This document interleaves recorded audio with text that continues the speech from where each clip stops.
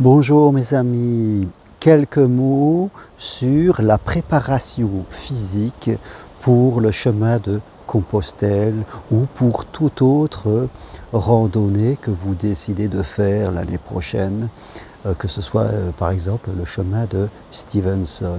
Et peut-être que même vous envisagez de venir avec moi l'année prochaine pour participer à une marche d'évolution spirituelle sur le chemin de Compostelle. Le programme va sortir au cours du mois de novembre-décembre, voilà fin novembre, début décembre, quand je me suis mis d'accord avec les gîtes où nous allons dormir. Et vraiment, je vous invite à venir l'année prochaine marcher avec moi.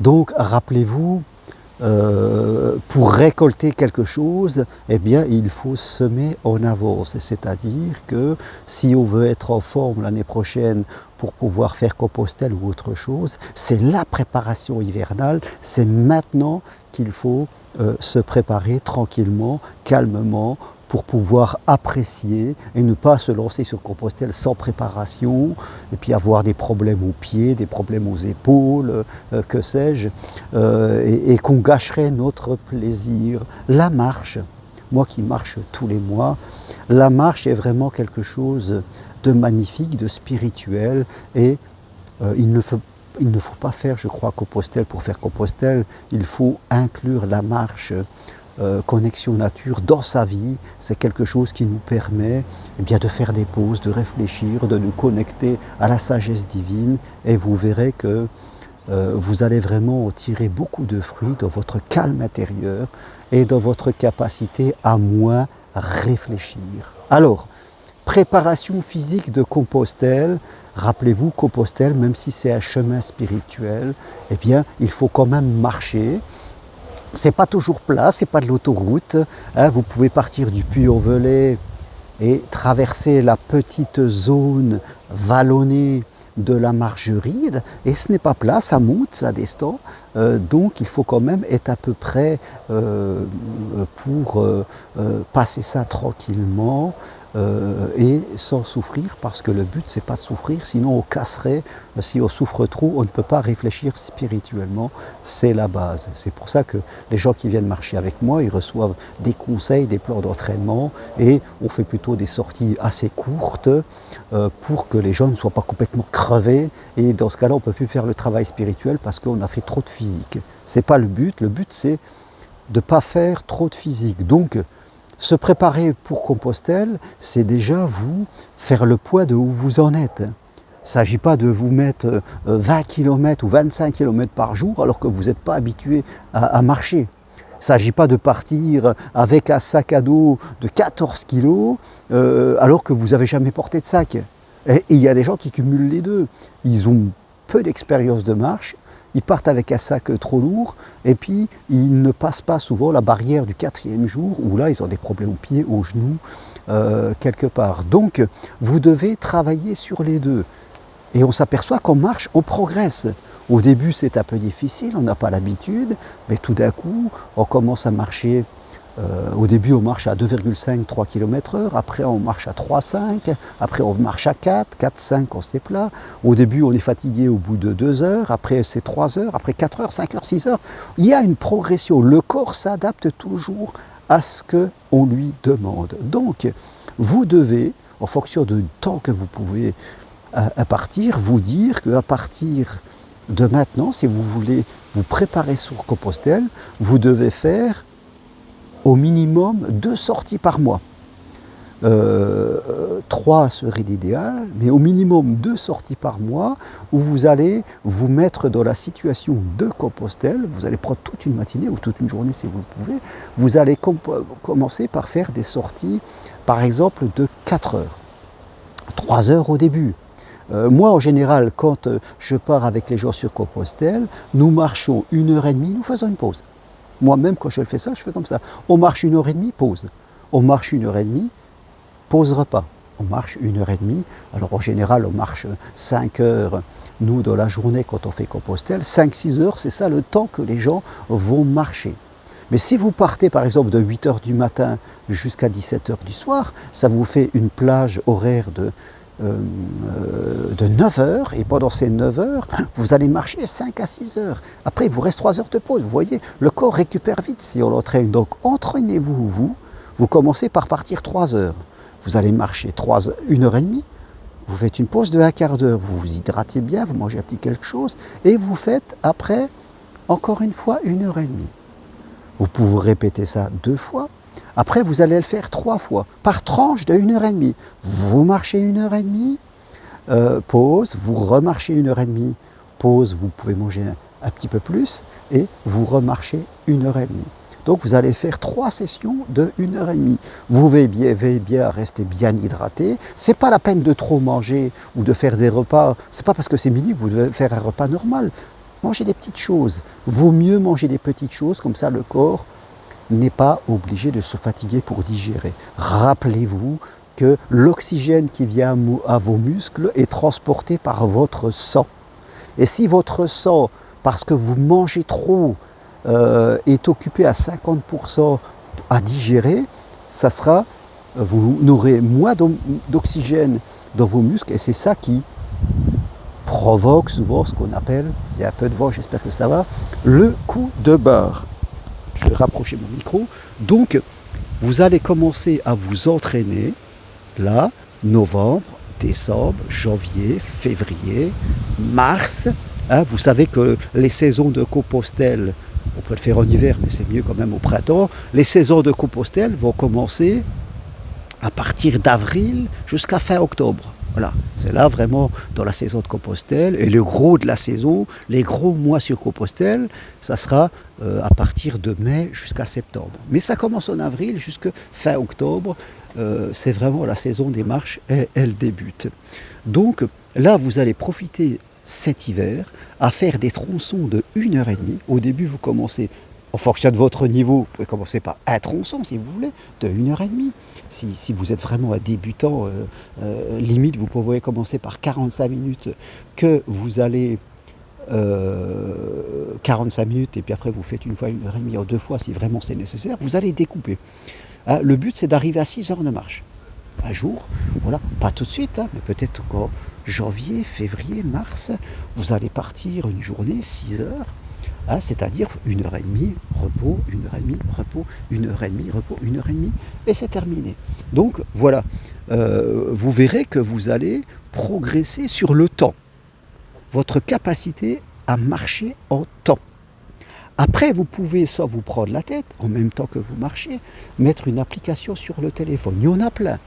Moi, j'en utilise une qui s'appelle Runkeeper, R-U-N-K-2-E-P-E-R, mais il y en a plein d'applications gratuites qui vont mesurer votre allure. Donc, vous allez en même temps mesurer donc, votre capacité en heure à marcher jusqu'à 6 heures, avec 3 pauses, et puis vous allez quand même mesurer, sans vous prendre la tête, hein, mais vous allez voir quand même votre progression avec une application qui va vous donner l'allure que vous marchez. Et vous vous apercevrez que sans rien changer, simplement par l'entraînement, vous allez marcher plus vite, sans chercher la vitesse. C'est comme ça, c'est naturel. Nos pas avancent plus vite parce que notre corps est plus fluide, notre corps a compris que il s'adapte à la marche et puis on marche plus vite. C'est comme si on fait du vélo et qu'on pédale, on s'aperçoit qu'après on tourne plus vite les jambes et on va plus vite de façon tout à fait naturelle sans chercher à faire de la vitesse. Donc, en même temps que vous allez augmenter votre capacité horaire de marcher, vous verrez, vous allez mesurer votre vitesse et vous vous apercevrez qu'elle va s'améliorer, vous allez progresser sans même le chercher, ça va se faire tout à fait naturellement et ça va vous motiver. Donc là, on est vraiment dans l'entraînement à la marche. Puis, vous devez vous préparer à l'entraînement de porter un sac à dos. L'être humain n'est pas fait pour porter un sac à dos normalement, mais il faut bien emporter ses affaires. Donc au début, vous pouvez, le premier mois, marcher avec un simple sac où vous allez mettre 2-3 kilos. Le poids du sac, de l'eau, un peu à manger, une petite veste. Vous allez peser votre sac. Alors comment peser son sac? Eh bien, vous montez sur votre balance tout habillé ou tout nu sans le sac, et puis après vous montez sur la balance avec le sac, et puis vous faites la division des deux poids, vous aurez le poids de votre sac. Partez du principe, je ferai une autre vidéo là-dessus, que vous, vraiment, sur Compostelle, si on dort dans des gîtes, notre sac ne devrait jamais dépasser 8 kilos, y compris le repas du midi et l'eau. Si on dépasse 8 kilos, c'est que vraiment dans le sac, on met des choses par peur de ne pas avoir besoin. On doit rester à un sac, 8 kilos, c'est vraiment le poids maximum si on ne fait pas du bivouac. Le matériel du bivouac, si on a du bon matériel de bivouac, il va faire 3 kilos. Donc voilà, on va dépasser 10 kilos si on décide de dormir en bivouac. Sinon, c'est 7,5 kg, 8 kilos maximum. Donc, on parlera du matériel. Mais au début, vous allez commencer à marcher et vous allez vous mettre à poids de 3 kilos, 3-4 kilos. Vous allez marcher, pas plus. Parce que rappelez-vous, les 3-4 kilos, ils vont venir peser sur vos genoux aussi. Hein. Ils n'ont pas l'habitude, les genoux. Hein, vos genoux, ce sont un peu des ressorts, des amortisseurs. Et il faut qu'ils s'habituent à travailler aussi. Il ne s'agit pas de se mettre tout de suite un poids trop lourd, parce que là, vous allez avoir des problèmes aux genoux, aux hanches et aux épaules. Donc, vous devez faire que vos muscles des épaules s'habituent et vous allez commencer à marcher avec juste 4 kilos sur vos épaules les premiers mois. Puis après, vous pourrez monter à 5 kg, 6 kg, jusqu'à arriver au poids de votre sac, 7 kg sac, 8 kg, et ça vous le ferez après 2 ou 3 mois d'entraînement. Vous voyez, progressivité, mes amis, c'est important pour ne pas vous blesser, pour ne pas, avoir des douleurs un peu partout.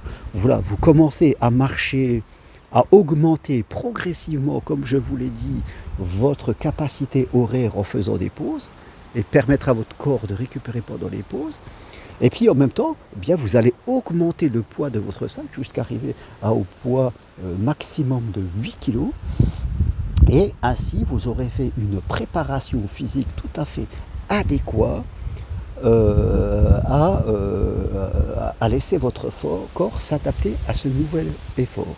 Il ne s'agit pas de dire, moi je pars de zéro, je veux marcher tout de suite 6 heures, et puis avec un poids de 8-9 kg, ça risque d'être trop pour mon corps, et puis mon cœur aussi. Je ne lui ai pas laissé le temps de s'adapter, et je vais me retrouver avec une blessure, une tendinite, au genou, ou des problèmes à mes ménisques, à mes épaules, tout me fait mal, je suis dégoûté, j'ai plus envie, j'y arriverai pas. C'est comme ça souvent, quand on est blessé, c'est qu'on a fait une erreur.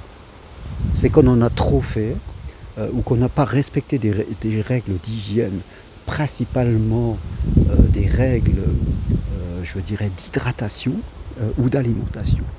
Donc ça, je en parlerai. Mais préparez-vous dès maintenant un entraînement physique qui va comprendre votre capacité à marcher plus longtemps, à observer que vous allez marcher plus vite sans le rechercher, et à augmenter votre capacité à porter un sac à dos jusqu'au poids de 8 kg maximum que vous allez atteindre au bout de quelques mois pour être fin prêt au printemps prochain. Voilà ce que je veux partager avec vous aujourd'hui. Je reviendrai sur le matériel, sur l'alimentation, sur des choses très importantes pour vous préparer totalement à faire Compostelle ou autre chose l'année prochaine. Merci à vous. Toutes les infos sur ce que je propose, formation, accompagnement, marche, ma formation pour devenir accompagnateur en randonnée et trekking, si ça vous intéresse, formation individuelle possible de chez vous, en visio. Voilà, c'est important d'encadrer les gens, de leur apprendre à marcher, de leur apprendre à connaître le corps, mais aussi à se diriger.